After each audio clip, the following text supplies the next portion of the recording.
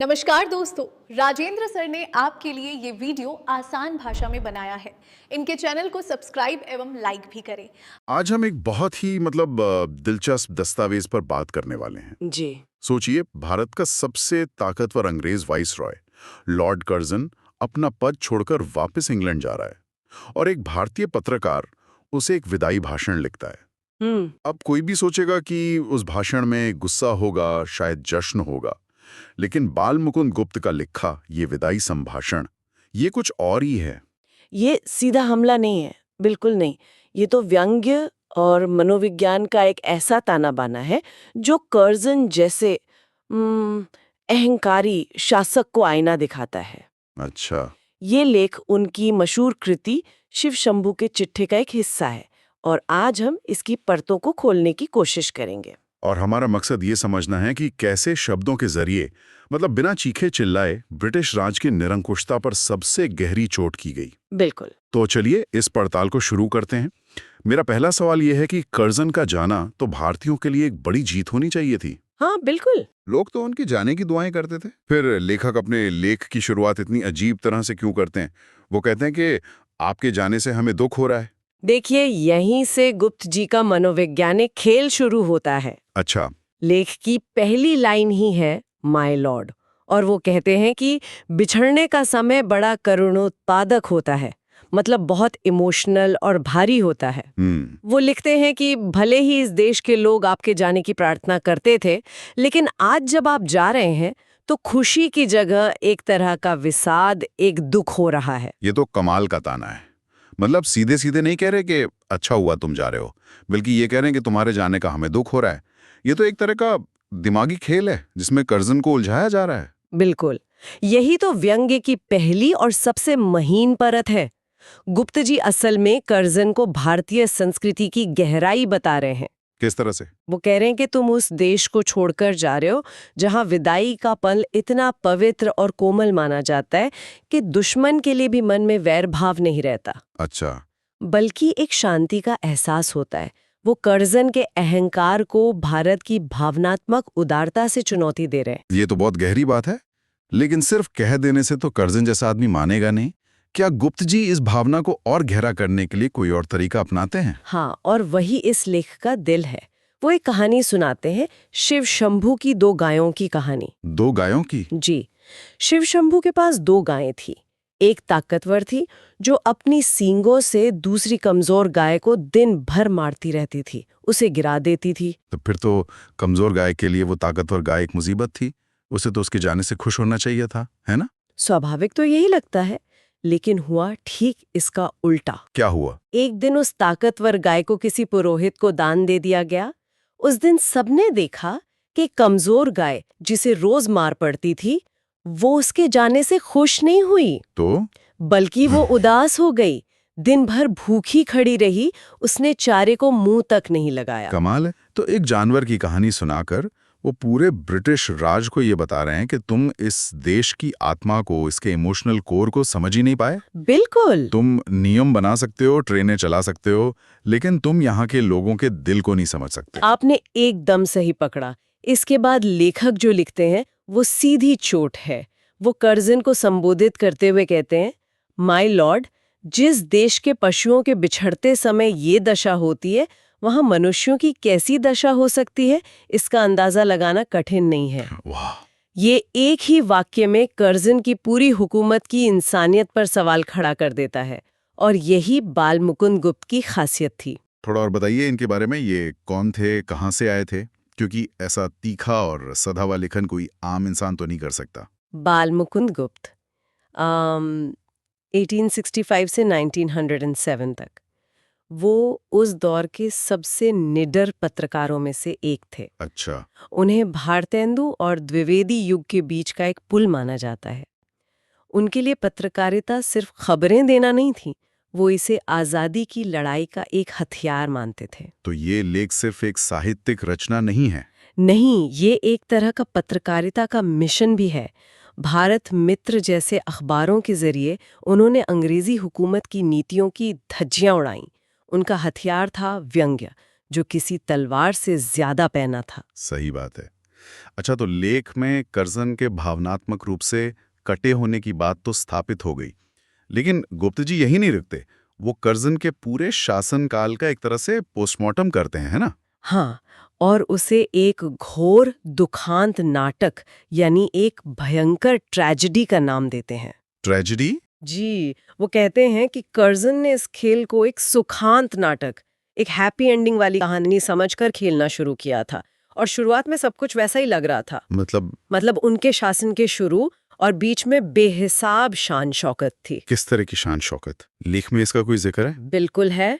दिल्ली दरबार का जिक्र आता है, जहां कर्जन का वैभव देखने लायक था। उनकी और उनकी पत्नी की कुर्सी सोने की बनी हुई थी। सोने की? हाँ, जबकि उस समय के बादशाह किंग एडवर्ड के भाई की कुर्सी सिर्फ चांदी की थी। ओह, जब जुलूस निकलता था तो उनका हाथी सबसे आगे और सबसे ऊंचा होता था। लेखक कहते हैं कि ईश्वर और महाराज एडवर्ड के बाद इस देश में अगर किसी का दर्जा था तो वो कर्जन का ही था। तो फिर ये कहानी एक ट्रेजेडी में कैसे बदल गई? एक हीरो, या यूं कहें कि अपनी कहानी का हीरो समझने वाला इंसान एक हारा हुआ किरदार कैसे बन गया? लेखक के शब्दों में पर्दे के पीछे एक और लीलामय था। मतलब किस्मत? हाँ, यानी किस्मत थी जो अपनी ही कहानी लिख रही थी।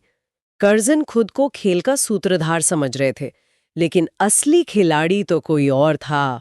उनका पतन भी बड़े नाटकीय ढंग से हुआ। कैसे? काउंसिल में अपनी पसंद का एक अंग्रेज सदस्य नियुक्त करवाने के मुद्दे पर उनकी ब्रिटिश सरकार से ही ठन गई। मतलब जिन्हें वो अपना समझ रहे थे उन्हीं से हार गए? हाँ, उन्हें देश और विदेश दोनों जगह नीचा दिखना पड़ा। एक जंगी लाट यानी एक मिलिट्री कमांडर के साथ हुए विवाद में उन्हें हार माननी पड़ी और इस्तीफा देना पड़ा? जी, आखिरकार अपमानित होकर इस्तीफा देना पड़ा। इसी पर लेखक टिप्पणी करते हैं, कितने ऊंचे होकर आप कितने नीचे गिरे। ये उनके सत्ता के शिखर से गिरने पर एक बहुत ही मार्मिक और तीखी टिप्पणी है। बिल्कुल। तो ये उनकी अपनी ही जिद और अहंकार था जो उन्हें ले डूबा। मुझे लगता है लेख में इस जिद का भी जिक्र होना चाहिए। है, और बहुत विस्तार से है। कर्जन ने भारत आकर बड़े बड़े वादे किए थे। अच्छा? उन्होंने कहा था कि मैं भारत को इतना शांत करके जाऊंगा कि मेरे बाद आने वाले वाइसरॉयों को सालों तक कुछ नहीं करना पड़ेगा, वो चैन की नींद सोएंगे। ये तो हर हुकूमत का क्लासिक वादा होता है, हम शांति लाएंगे। लेकिन यहाँ तो उल्टा ही हुआ। बिल्कुल उल्टा।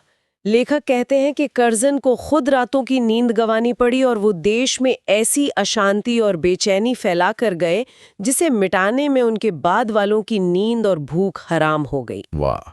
लेखक के शब्द बहुत कमाल के हैं। वो कहते हैं, कर्जन ने अपना बिस्तरा गरम राख पर रखा और भारतवासियों को गरम तवे पर पानी की बूंदों की भांति नचाया। और उनकी जिद की तुलना तो शायद ईरान के एक बहुत क्रूर शासक से की गई है। हाँ, और ये बहुत बड़ा आरोप है।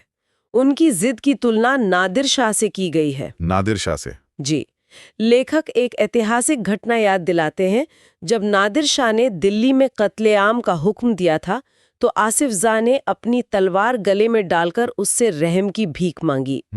और उसकी प्रार्थना सुनकर नादिर शाह जैसे क्रूर इंसान ने भी कत्लेआम रोक दिया था। लेकिन कर्जन ने 8 करोड़ लोगों की नहीं सुनी जब उन्होंने बंगाल का विभाजन न करने की प्रार्थना की। ठीक यही बात लेखक कहते हैं। उन्होंने 8 करोड़ लोगों की गिड़गिड़ाहट को पूरी तरह अनसुना कर दिया और अपनी जिद पर अड़े रहकर बंगाल को बांट दिया। तो लेखक सीधे सीधे कहते हैं? वो सीधे सीधे कहते हैं, नादिर से भी बढ़कर आपकी जिद है। एक क्रूर हमलावर में जितनी इंसानियत थी उतनी भारत पर सभ्यता का पाठ पढ़ाने आए वाइसरॉय में नहीं थी। ये सीधी और गहरी चोट है। लेकिन यहाँ एक विडंबना भी है। जिस जिद ने लोगों को इतना दुख दिया, उसी जिद ने अंत में कर्जन को भी तो बर्बाद कर दिया। और लेखक इस विडंबना को भी नहीं छोड़ते। वो कहते हैं कि जिस जिद ने इस देश की प्रजा को पीड़ित किया, उसी जिद ने अंत में कर्जन को भी कम पीड़ा नहीं दी।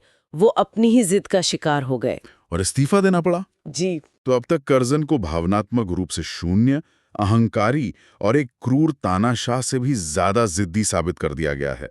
वो एक हारा हुआ अपमानित इंसान है। अब गुप्त जी क्या करते हैं? क्या वो इस गिरे हुए इंसान पर एक और वार करते हैं? नहीं, और यहीं पे लेखक का कद और ऊंचा हो जाता है। अच्छा। वो कर्जन पर एक और वार करने की बजाय उन्हें एक मौका देते हैं, एक आखिरी मौका अपनी छवि सुधारने का। वो कैसे? इसके लिए वो नर सुल्तान नाम के एक राजकुमार की कहानी सुनाते हैं। ये कौन था? कोई ऐतिहासिक पात्र? शायद एक लोक कथा का पात्र है। कहानी ये है कि इस राजकुमार ने अपनी मुसीबत के दिनों में नरवरगढ़ नाम के एक शहर में पनाह ली थी। वहां उसने एक आम सिपाही की तरह चौकीदारी से लेकर ऊंचे पद तक काम किया। वो शहर उसका अन्नदाता था। और जब वो वहां से विदा हुआ तो नगर के दरवाजे से बाहर आकर उसने रुककर उस शहर की जमीन को, उसके दरवाजों को आंसू भरकर प्रणाम किया। प्रणाम किया। हाँ, उसने कहा, प्यारे नरवरगढ़, मेरा प्रणाम ले। तू मेरा अन्नदाता है। अपनी विपत्ति के दिन मैंने तुझ में काटे हैं। तेरे ऋण का बदला मैं गरीब सिपाही नहीं दे सकता। उसने उस धरती के प्रति अपनी कृतज्ञता, अपना आभार जताया। वाह, मतलब एक मामूली सिपाही ने उस जगह का कर्ज माना जहां उसने बुरे दिन काटे थे। गुप्त जी अब यही आईना कर्जन को दिखा रहे हैं, जिसने यहाँ बेहिसाब शानो शौकत भोगी थी। एकदम। कहानी सुनाने के बाद लेखक सीधे कर्जन से एक सवाल पूछते हैं। क्या सवाल? वो कहते हैं कि माय लॉर्ड, क्या आप भी चलते चलते इस देश को धन्यवाद देंगे? क्या आप कह सकेंगे, अभागे भारत, मैंने तुझसे सब प्रकार का लाभ उठाया और तेरी बदौलत वो शान देखी जो इस जीवन में असंभव है।